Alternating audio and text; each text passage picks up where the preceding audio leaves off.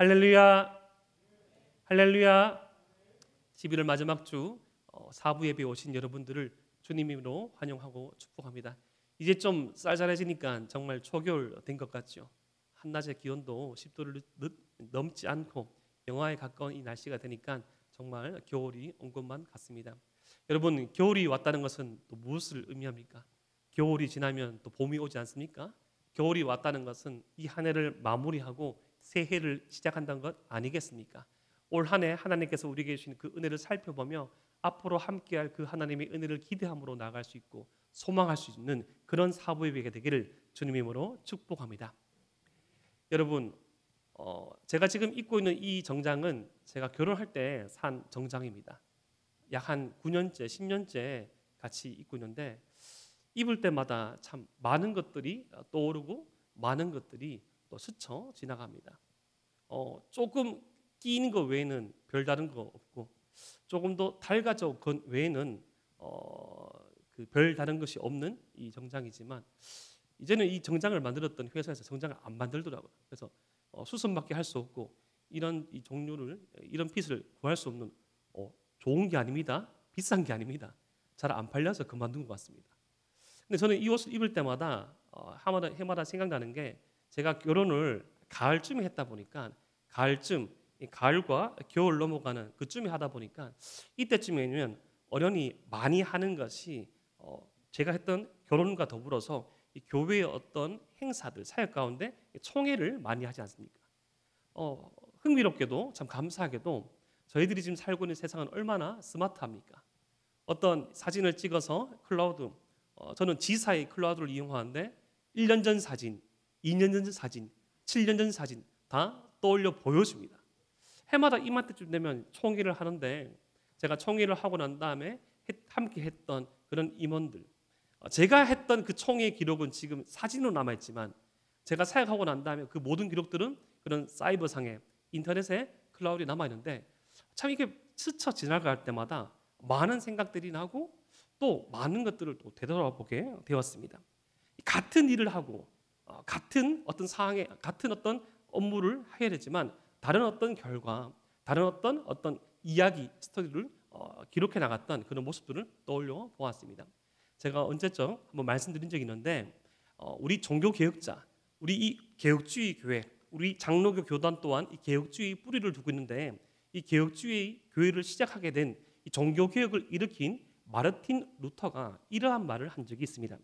이 새가 머리 위를 지나가는 것을 막을 수 없지만 새가 머리 위에 집을 짓는 것은 막을 수 있다. 어쩌면 저와 여러분들이 이 한 해라는 1년이라는 이 시간의 주기를 살아갈 때 비슷한 일들을 겪게 되고 비슷한 사역을 하게 되고 비슷한 역할을 수행할 때가 있습니다. 심지어 이 생애 주기가 비슷한 우리 청년들은 생애 주기가 비슷한 우리 사람들은 비슷한 환난이나 고난을 대할 때도 있습니다. 그리고 비슷한 축복이나 결실을 맺을 때도 있습니다.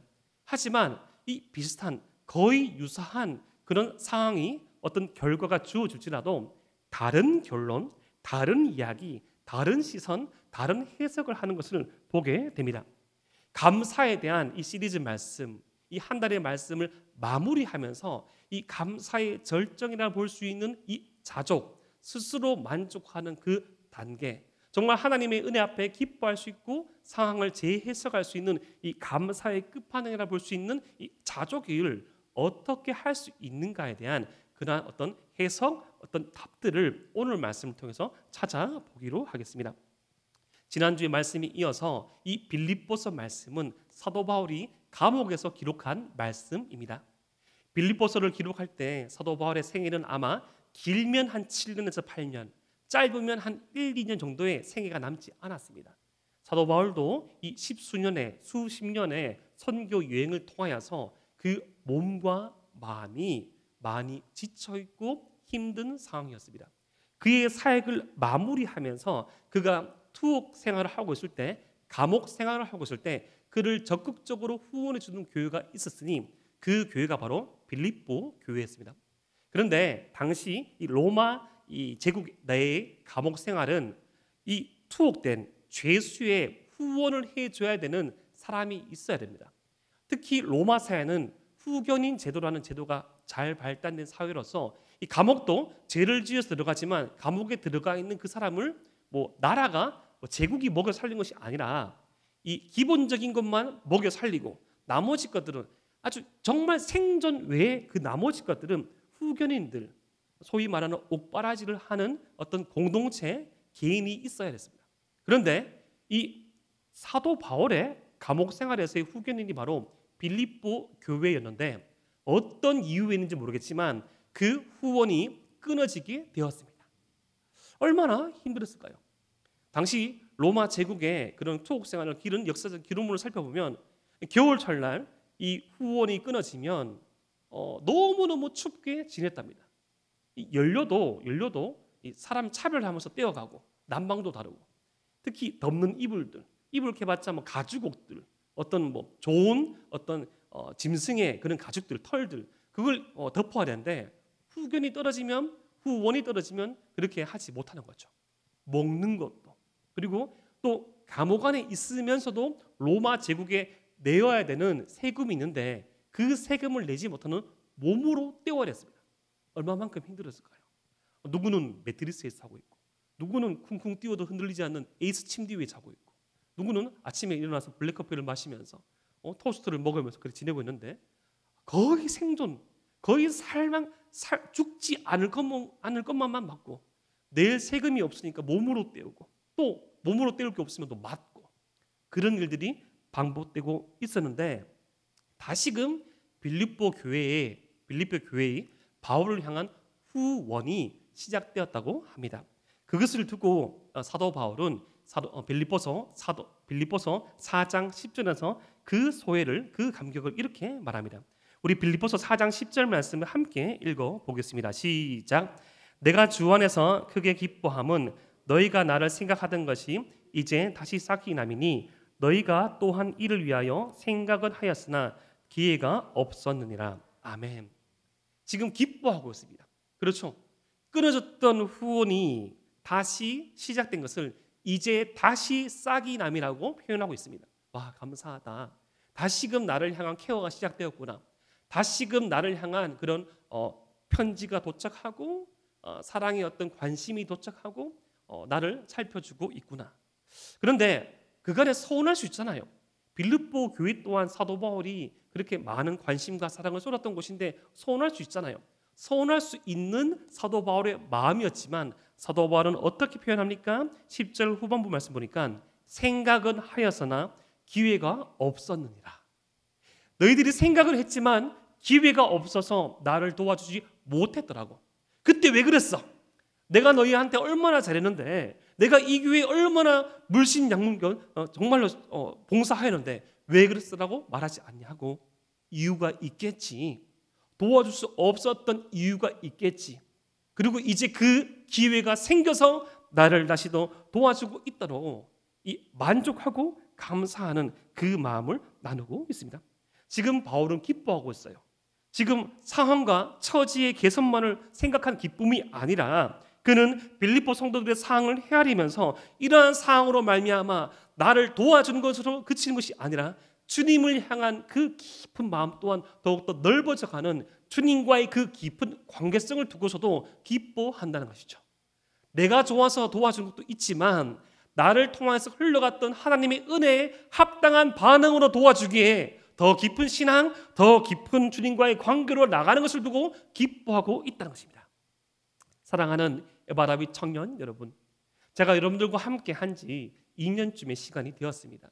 저는 2년 전에는 여러분과 상관이 없던 외부인이었습니다. 2년 동안 지도교육자로 함께 지내면서 여러분들은 잘 놓칠 수 있겠지만 교육자로서 제가 바라본 여러분들의 모습들은 싹시 나고 자라고 있는 것입니다. 기쁩니다. 이러한 저러한 일들은 있을 수 있고 있었지만 주님 안에서 단단해져가고 어떠한 더 바른 방향으로 나아가는 모습이 있다는 것입니다. 그것을 볼 수 있는 것, 그것을 발견할 수 있는 것, 그것을 발견하고 봄으로 말미암아 기뻐하고 감사하는 그 은혜가 사랑하는 에바라비 공동체 안에 있기를 주님 이름으로 축복합니다. 여러분, 지금 사도 바울은 아무것도 없는 상황 가운데 모든 것을 채워주시는 하나님의 그 은혜를 경험하고 있습니다. 여러분, 참 사람이란 참 간사한 존재입니다. 때론 많은 시간에 너무나 많은 것들이 풍요롭고 풍족할 때, 편리할 때 감사함을 느끼지 못할 때가 참 많이 있습니다. 저의 짧은 이 인생을, 신앙생활을 뒤돌아볼 때 제가 하나님과 가장 밀접하게 연결되어 있고 제가 하나님의 음성에 가장 긴밀하게 귀 기울이고 있고 주님으로 말미암아 가장 기뻤던 순간이 있었지만 그중에서 한 지점을 뽑는다면 저는 신학대학원 입시를 준비하던 신학대학원을 가기 위해서 그 시간을 준비하던 한 5개월의 시간을 뽑을 수 있습니다. 저는 2010년도에 신학대학원을 진학했는데 2008년도에 신학대학원을 진학했는데 2007년도 6월 31일까지 6월 마지막 날까지 공부를 하지 못하고 저는 계속 일을 했습니다. 계속 일을 하고 집을 도와주고 집에 있는 어떤 빚을 갚고 무슨 세금을 내고 다 하고 나니까 제 수중에 남는 돈이 17만 원 남았습니다. 지금은 참 여러분들도 함께 기도하셔야 하는데 처음으로 우리 교단 신학교 신학대학원이 미달이 되었습니다. 저는 4.85대 1인가 그랬는데 지금 0.98대 1입니다. 지원하면 갈 수 있는 구조로 바뀌었는데 그때는 좀 치열해서 입시를 가르치는 신학대학원 입시를 가르치는 학원까지 있었습니다. 저는 자존심이 있어가지고 가진 않았는데 그 책을 좀 사고 싶었거든요. 어떻게 요약해놨을까? 어떻게 정리했을까? 근데 그 책 살 돈도 잘 없는 거예요. 겨우겨우 그 책을 다 사니까 제 기억이 맞다면 한 3만 5천 원 정도 된 것 같습니다. 이제 제 수중에 13만 3,500원밖에 없는 것이죠. 13만 3,500원으로 약 남아있는 7, 8, 9, 10, 11월까지 약 5개월을 먹고 준비하고 그렇게 생활하는데 참 많이 마음이 어려워졌습니다. 다시금 집을 돌아보니 집도 저를 도와줄 수 없는 상황이고 하나밖에 없는 이 형도 가족도 저를 도와줄 수 없는 상황이고 참 많이 서글프고 참 많이 서러웠습니다. 그때 저를 도와준 친구, 제가 제일 친한 이 친구가 저를 도와줬는데 그때 그 친구가 하는 말이 그 친구는 한의대를 다니고 있었습니다. 한의대를 다니는데 한의대도 그 등록금이 비싸지 않습니까? 그 친구도 사연이 많아가서 이렇게 저렇게 집안을 도운다고 빚을 지고 했는데 제 이야기를 알고 그렇게 말한 거예요. 그래, 인수야, 내가 매주 3만 원씩, 2주에 3만 원씩 내가 너를 도와줄게. 야, 진이야, 그 친구 남자였는데 이름이 진이었습니다. 진이야, 네가 어떻게 나를 도와줄 수 있노? 이렇게 말하니까 하는 말이 내가 지금 빚이 7천만 원인데 7,003만 원이나 7,006만 원이나 별 차이 없다. 나중에 갚으면 된다. 이런 말 하면서 2주에 한 번씩 저한테 3만 원씩 그렇게 붙여줬습니다. 그 3만 원으로 필요한 어떤 자료들을 구입하고 교육비를 하고 그렇게 저렇게 지냈습니다. 그래도 좀 불편함이 있잖아요. 그래도 좀 이게 모자람이 있을 수 있잖아요. 하지만 그때마다 하나님께서 채워주시고 어떤 물질과 상황과 환경의 필요보다 더 큰 압도하는 은혜를 주셨습니다. 이 독서실에 공부할 돈이 없어가지고 중앙도서관에서 공부를 했는데 중앙도서관에서 공부를 하다가도 어떤 시험 기간에 되면 잠깐 밥을 먹고 들어오면 어떤 대학생들이 제 집을 치워놓은 거예요. 치워놓고 처음부터 여기 앉아 있었다고. 또 신학 후보생인데 목회자 후보생인데 싸울 수도 없잖아요. 그거 그대로 들고 나가서 벤치에서 공부하고 성경책이라서 더러워서 버리지도 않더라고요. 예를 들어서 뭐 영어책이나 어떤 뭐 사전이면 다 가져갈 건데 주로 성경만 봤으니까 성경책을 버리지도 않아요. 창가에 올려놓고 제가 원래 여기부터 앉아 있었다고. 시험 기간이면 그렇게 있던 자리에서 쫓겨난 시험도 많았습니다. 그렇게 앉아가지고 벤치에 앉아서 다시 성경을 보고 영어로 공부하는데 이게 지나가는 새 소리가 저한테 이렇게 들리는 겁니다. 괜찮아. 미친 게 아닙니다. 괜찮아. 인수야, 괜찮아. 그래도 내가 너와 함께 하잖아. 하늘을 바라보니까 그 가을 하늘, 맑은 그 가을 하늘 가운데 그 구름이 딱 있는데 구름이 마치 스마일처럼 웃는 것을 보이는 겁니다. 인수야, 괜찮아. 그러면서 하나님의 말씀이 더욱더 깊이 내 마음을 적셨고 감사합니다, 감사합니다, 감사합니다 그 말을 수없이 해야 되는 그 시절 중에 한 번이 가장 힘들었고 가장 어려웠던 신학대학원 입시를 준비하던 시절이었습니다. 주님이 함께 하시면 주님과의 깊은 관계성으로 들어가면 nothing이 everything이 됩니다. 아무것도 없는 그 상황이 모든 것이 있게 되는 상황으로 바뀌어지게 됩니다. 지금 그런 상황 가운데 있던 사도 바울은 이러한 이 만족, nothing이 everything이 될 수 있는 그러한 비결에 대해서 말합니다. 우리 빌립보서 4장 11절과 12절 말씀을 다시 읽어 봅시다. 시작. 내가 궁핍함으로 말하는 것이 아니니라. 어떠한 형편이든지 나는 자족하기를 배웠노니 나는 비천에 처할 줄도 알고 풍부에 처할 줄도 알아. 모든 일 곧 배부름과 배고픔과 풍부와 궁핍에도 처할 줄 아는 일체의 비결을 배웠노라. 자신이 자족하는 일체의 비결을 배웠노라고 말합니다. 여기서 말하는 이 자족은 당시 로마 사회에서 로마 사회를 지배하고 있었던 그리스 철학에서 가장 인간이 누릴 수 있는 이 최고봉의 유희, 기쁨 그 단계였습니다. 아무것도 필요하지 아니하는 지적으로, 정서적으로, 내면적으로, 상황적으로, 관계적으로 그 어떤 것도 필요하지 아니하는 완전한 상태, 충만한 상태, 이러한 상태에 어떻게 이르를 수 있는지 당시 이 헬라 철학자들은, 당시 로마의 사상가들은 끊임없이 연구하고 이것이다. 선을 베풀어라. 쾌락에 빠져라. 쾌락을 절제해라. 공공의 선을 추구하여라. 강력한 힘을 소유하여라. 뭐 어디에 빠져라 라고 주장했지만 아직까지 로고스로 또 일깨워지고 자축으로 일깨워지는 이 가치를 발견할 수 없었는데, 사도 바울이 이 자족을, 이 일체의 그 비결, 모든 것을 만족할 수 있고 모든 것을 받아들일 수 있는 그 비결을 자신이 터득하게 되었다고 말합니다. 그 일체의 비결, 자족을 할 수 있었던 가장 큰 이유, 비결을 사도 바울은 자족을 연습하라고 말합니다. 따라 볼까요? 자족을 연습하라. 스스로 만족하고 스스로 이 사항을 대처하고 해석하는 그 사항들을 연습하라고 합니다. 여러분, 오늘 4장 11절과 12절 말씀을 보면 사도 바울이 이 의식적으로 강조하고 있는 그런 단어가 있습니다. 그게 뭔가 하면 배웠노니, 배웠노라는 말입니다. 이 단어는 훈련, 연습, 습득을 의미합니다.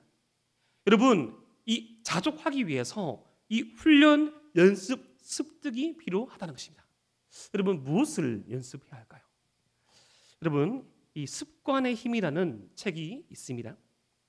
이 찰스 드위그라는 이 저명한 이 자기 개발가가 쓴 이 습관의 힘이라는 이 책에 보면 이런 말을 하고 있습니다. 있던 습관은 절대 사라지지 않는다. 사람에게 있는 습관은 절대 사라지지 않는다. 다른 좋은 습관으로 채워야만 그 있던 습관이 사라진다. 그런데 습관을 세울 때, 사람의 이 라이프 스타일, 삶을 세울 때 그 삶을 결정하는 핵심 습관이 있다는 것입니다. 우리 에바라에서도 그 볼링을 좀 치죠. 우리 또 우리 P군과 또 Y양가 잘 친다고 제가 알고 있는데, 여러분 볼링 칠 때 초보자가 선택하는 방법이 있죠. 뭡니까? 헤드핀을 넘겨라. 줄로 쭉 밀어가지고 헤드핀을 넘기면 그래도 못해도 7개, 8개는 넘깁니다. 여러분, 우리의 삶의 어떤 큰 틀, 우리의 삶의 라이프 스타일을 그런 정리에 이끄는 핵심 습관이 있다는 것입니다. 그 뒤에 습관들을 이끌어가는 핵심 습관이 있는데, 지금 사도 바울은 이렇게 스스로 만족하고 감사할 수 있는 핵심 습관을 만들었습니다. 그게 뭔가 하면 첫 번째, 사도 바울이 만들었던 그 핵심 습관은 바로 첫 번째, 필요와 욕망을 구분하는 것이었습니다. 따라 볼까요? 필요와 욕망을 구분하라. 여러분, 욕망은 다른 어떤 것과 비교하여서 부족을 느껴서 무엇을 가지거나 누리고자 하는 탐욕을 의미합니다. 그런데 여러분, 필요는 기본적으로 있어야 될 것에 대한 그런 이 충족을 말하는 것이죠. 여러분, 필요와 욕망은 다릅니다. 여러분, 동물들은 대부분 필요가 채워지면 더 이상 사냥하지 않죠. 인간은 먹어도 탐욕을 부립니다. 제가 내일 종합검진을 받습니다.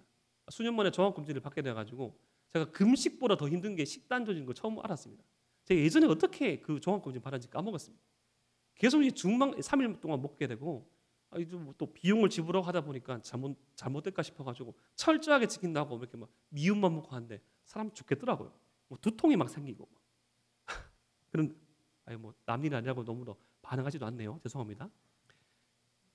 여러분 그 사람은 얼마나 평소에 잘 먹습니까?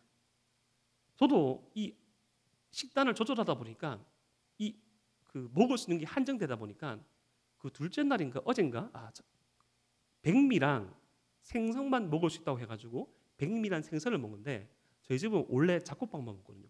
백미가 원래 맛있는 줄 알았지만 그 흰 쌀밥이 그렇게 맛있는 줄 처음 알았습니다. 여러분 혹시 압니까? 고등어도 부위마다 맛이 다릅니다. 아내가 고등어를 구워주는데 배랑 등이랑 지느러미 사이랑 다 다릅니다. 얼마나 맛있든지. 저 혼자 계속 쫑알쫑알 씹고 있으니까 애들이 보고 있어요. 아빠 맛있어? 그랬죠. 맛있어. 너무 먹을 게 많다 보니까 우리가 지금 누리고 있는 맛도 잃어버린지 모르겠습니다. 사도 바울은 그의 사역을 통하여서 욕망과 필요를 구분하였습니다. 그는 어떤 특수한 시기에는 스스로 돈을 벌어서 사역비를 충당하기도 했고 필요 없는 그런 지원들을 받지 않았고 이 최소한만 누리면서 이 사역을 위한 이 필요만 채워나가는 그런 생활을 진전해 나갔습니다.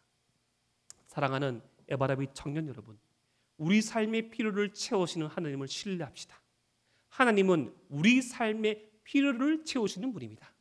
우리는 주의 종으로서, 우리는 주의 청지기로서, 청지기는 종은 주인을 위해서 일할 때 필요한 것을 부족함을 걱정하지 않습니다. 하지만 반대로 우리 하나님께서는 우리의 욕망을 채우시는 분은 아니십니다. 우리에게 지금 필요 없는 것, 내가 과시하기 위해서 필요한 것, 내가 조금 더 올라가기 위해서 필요한 것들은 채워지는 것이 해가 될 수 있음을 명심하시길 바랍니다. 사도 바울이 자족할 수 있었던 두 번째 핵심 습관은 감사입니다. 감사. 여러분 감사 시리즈 말씀을 또 정리하면서 이 감사를 다시금 말씀드리는 건 좀 송구스럽지만 감사는 부인할 수 없는 가장 선한 핵심 습관 중 하나입니다.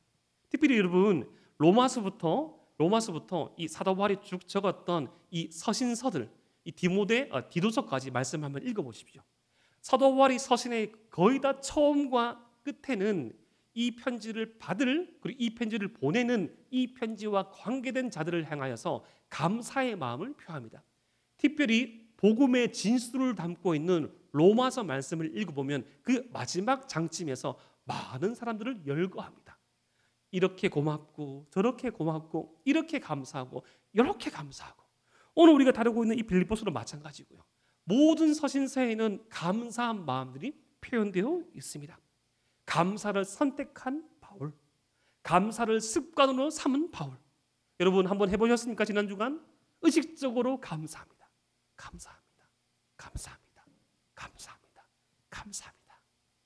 그렇게 내뱉고 그렇게 생각하고 그렇게 나아가면 그 감사할 일들이 더 커집니다. 세 번째, 이 스스로 자족할 수 있었던, 만족할 수 있었던 이 자족의 비결, 핵심 습관 세 번째는 바로 겸손입니다. 겸손. 따라해볼까요? 겸손. 사실 사도 바울은 참 잘난 사람이었습니다. 정확하게 말하면 예수님을 따르기 전에 정말 잘 나가던 사람이었습니다. 유대교에서 가장 이 최고의 권위를 가지고 있던 가말리엘이라는 이 데랍비의 핵심 제자였고, 그리고 그는 나면서부터 태어날 때부터 로마의 시민권을 가지고 있는 그런 어떤 신분을 가지고 있었습니다. 지식적으로 가뭄적으로 아주 뛰어나고 잘 나갔던, 그리고 이 사도 바울이 기록한 이 말씀만 읽어봐도 그가 가지고 있던 이 지적 능력에 이 정말 뛰어남을 알 수 있습니다. 근데 그랬던 그가 예수님을 믿고 난 다음에 예수님을 핍박하던 자에서 예수님을 전하는 자로서 삶을 바꾸면서 그의 생애가 바뀌어지기 시작합니다. 여러분 예수님을 전하기 전에는 그는 참으로 잘난 사람이고 모두가 잘났다고 말하고 모두가 그를 추앙하였지만 예수님을 전하던 삶을 선택한 이후에는 모두가 그를 얕보기 시작했습니다. 특별히 이 사도 바울을 얕보고 비방하던 이 움직임은 교회 밖이 아니라 교회 안에서 더 많았습니다. 웬고하니 사도 바울, 예수님께 보냄받은 이 제자라는 뜻을 가지고 있는 사도 직함이 붙은 바울이지만 정확하게 말하자면 사도 바울은 예수님과 사역한 그 경험이 없습니다. 사도 바울은 유일하게 사도 중에서 예수님과 함께 사역하지 아니하고 사도로 칭함을 받는 자였습니다. 그리고 더군다나 제가 앞서 말씀해 드렸다시피 사도 바울은 그 전에 기독교를 핍박하고 기독교를 믿는 사람들을 잡아서 죽이던 살인 청부업자였습니다. 기독교의 최대 난적, 기독교의 최대의 대적인 유대교의 최고 수장 중 한 명이었습니다. 그러니까 사람들이 의심의 눈초리가 있었는 거예요. 이중 스파이 아니야? 우리 기독교에 들어온 이유가 뭐냐? 초기에는 그것으로 많이 의심했습니다. 그리고 시간이 지나면서 다른 이유로 사도 바울을 무시했습니다. 사도 바울의 뛰어난 지필 실력과는 달리 사도 바울은 언변이 좋지 못하였다고 합니다. 그의 설교를 듣다가 사도행전 말씀 보면 졸아서 죽은 청년도 나옵니다. 잠자서. 지금도 졸 수 있고 졸고도 있겠죠. 근데 죽는 사람은 없잖아요. 제가 여러분들을 죽인 적은 없습니다. 농담입니다. 그때는 큰 2층 난간에서 떨어져 죽었습니다. 설교가 지겨워 죽은 것이 아니라 육체 노동이 너무 피곤해서 죽은 것이죠. 하지만 어떤 사람들은 그러한 사건들을 두고 당신 설교가 지겨워서 죽었다고 말했다는 소문도 있었답니다. 그리고 사도 바울의 외모는 좀 이렇게 뭐라고 할까? 매력적이지 못했다고 합니다. 그래서 그를 보는 사마다 권위가 없다고 말했고, 특히 사도 바울은 이 시력이, 이 안질, 눈의 시력이 아주 좋지 않았던지 아니면 간질병을 앓은 것으로 거의 확정됩니다. 시력이 좋지 않아서 거의 글도 이렇게 계속 쳐다봐야 됐고, 간질병을 앓고 있어서 이 유대 문헌이나 이 초대교회 문헌을 살펴보면 설교하면서 몇 번이나 수십 번이나 쓰러졌답니다. 막 설교하다가 예수님을 믿으십시오, 예수님은 치유자십니다 라고 하는데 본인이 거품 물고 쓰러지는 거예요. 확 떨면서 동역자들이 나옵니다. 디모데가 막 팔을 막 주물리죠. 진로원하고 물을 막 먹입니다. 한참 뺨을 때리고 가슴을 흔들고 시간이 지나서 다시 앉아가지고 아유 죄송합니다, 주님은 우리의 치료자십니다 라고 했을 때 그 말씀이 권위가 있었을까요? 저 뭐야? 자기도 못 고치면서 남은 고치네. 실제로 사도 바울의 기도를 읽어보면, 사도 바울의 이 서신서를 읽어보면, 서신서에 보면 사도 바울이 몇 번이나 주님께 간청하였다고 나와 있습니다. 본인의 개인을 위한 기도는 거의 하지 않았는데 이 중병을 낫게 해달라고 기도하였지만 우리 주님께서 약할 때 강함을 치료할 수 있다고 말씀하시면서 거절하였다고 말합니다. 그는 이러한 이 아픔, 이러한 시간들을 통해서 겸손할 수 있었습니다.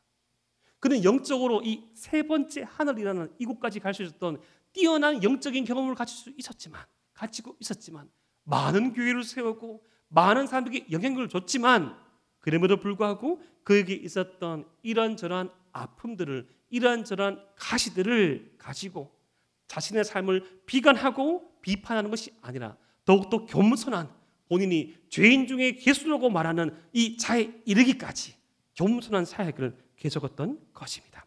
그런데 솔직히 피로와 욕망의 구분, 감사합시다, 그리고 겸손합시다, 요거 이 세 가지를 그냥 들으면 어떤 좋은 강연에서 들을 수 있는 그런 어떤 이야기라고 할 수 있습니다.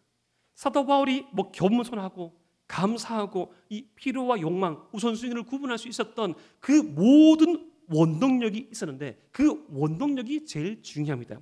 그 원동력은 바로 빌립보서 4장 13절 말씀에 이렇게 나타납니다. 우리 빌립보서 4장 13절 말씀을 함께 읽어봅시다. 시작. 내게 능력 주시는 자 안에서 내가 모든 것을 할 수 있느니라. 다시 한번 시작. 내게 능력 주시는 자 안에서 내가 모든 것을 할 수 있느니라. 아멘. 겸손하라, 감사해라, 피로와 욕망을 구분하고 우선순위를 따라 살아가라. 이 모든 말들은 교회 밖에서 할 수 있지만 사도 바울은 그 모든 것들이 은혜로 해석될 수 있는 가장 중요한 출발점은 바로 내게 능력 주시는 주 안에서 내게 능력 주시는 자 안에서 가능했다는 것입니다. 여러분, 사도 바울이 가지고 있던 이 고유한 주님 안에서라는 이 개념은 아주 중요합니다. 엔 그리스도, 이 개념은 아주 중요합니다. 원래 사도 바울은 유대인과 이방인으로 나뉘어져 있는 이 이원론적 사고를 가지고 있었습니다. 그런데 이제는 주님 안과 주님 밖이라는 사고를 가지게 된 것이죠. 그전에는 유대인 안이라는 어떤 프라이드, 실력, 인간의 파워, 인간의 힘을 믿었지만 이제는 주님 안에서라는 사람의 능력을 초월한 주님의 은혜, 사람의 조건과 사항을 초월한 주님의 작정, 사람이 어떤 예시를 벗어난 주님의 측량할 수 없는 그 계획과 섭리, 그것을 주님 안에서라는 주님과의 깊은 관계성으로 그는 모든 것들을 해석하고 있습니다. 바로 사도 바울은 주님과의 건강한 관계성으로 말미암아 이 참된 평화와 위로, 기쁨을 누리고 있다고 말하고 있는 것입니다. 그런데 이 부분을 우리 주님께서는 또 이렇게 한번 말씀하고 계십니다.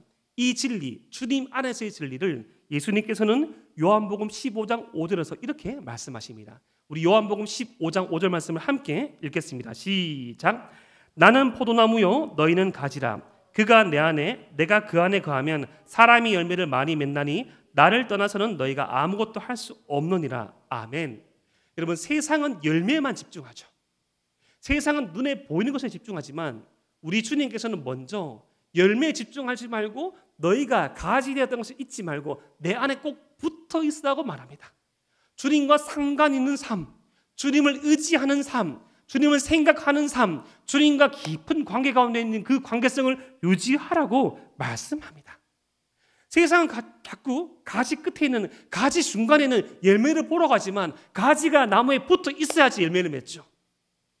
가지가 열매에 붙어 있어야지, 가지가 나무에 붙어 있어야지 열매를 맺죠. 바로 우리 주님은 그 가지가 되어라고 말합니다. 신앙생활을 하면서 우리가 던져봐야 될 아주 중요한 질문이 있습니다. 바로 주님은 우리에게 어떠한 분이신가 하는 겁니다. 저와 여러분께 한번 질문해 보겠습니다. 주님은 우리에게 어떤 분이십니까? 열매만을 주기 원하시는 분이십니까? 아니면 내가 주님을 떠나서는 살 수 없는 나는 가지요, 주님은 나무십니까? 주님 안에 거한다는 거, 주님을 의지하고 살아간다는 거, 주님의 그 지배를 받고 살아가는 거, 어떤 것인 줄 아십니까? 흔히 우리와 주님과의 관계를 설명할 때, 아버지와 자녀와의 관계를 설명할 때 요한복음 14장 18절 말씀을 인용할 때가 있습니다.